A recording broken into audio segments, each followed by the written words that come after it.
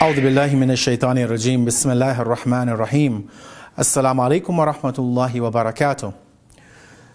Today's thought of the week, in which we want to delve into some of the traditions, the statements of the Prophet Muhammad and his noble family, the Ahlul Bayt, may God's peace and blessings be upon all of them, relates to human interaction, how we deal with one another. Obviously, we know that in the world today, we have various levels of interaction with those around us. We have the way that we deal with, obviously, our family. We have the way that we deal with our co-workers in the workplace, maybe with our colleagues, our classmates at school.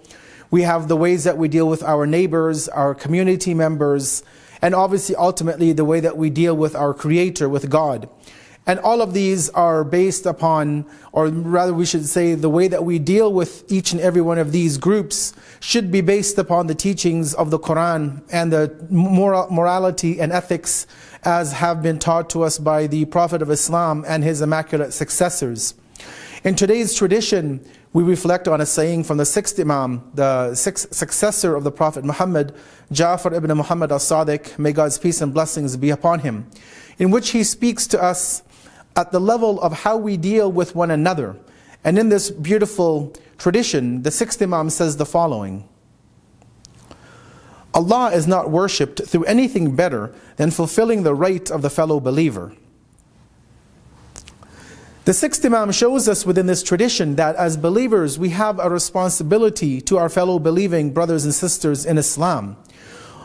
And he shows us that the actual mission or the actual meaning of worship of Allah, the best way or the most perfect of ways of actually worship of Allah, is through ensuring that we fulfill the rights of our fellow believers.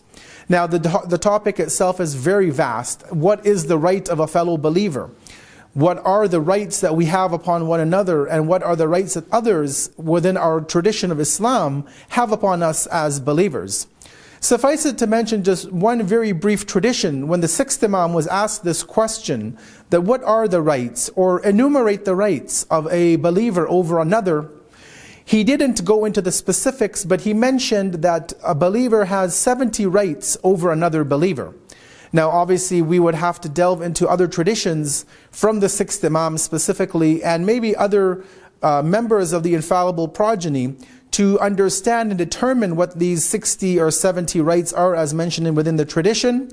But suffice it to mention that just when we look at this one specific statement for today's discussion, is that Allah, as the sixth Imam said, has not been worshipped with anything greater than fulfilling the rights of a fellow believer.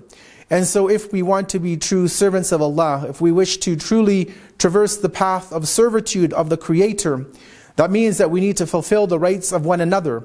And as we see even in the saying in English, that charity begins at home, that we need to start by looking at around us, at our own circle of believers within our own community, within our own city, within our own geographic locality, and then work out from there.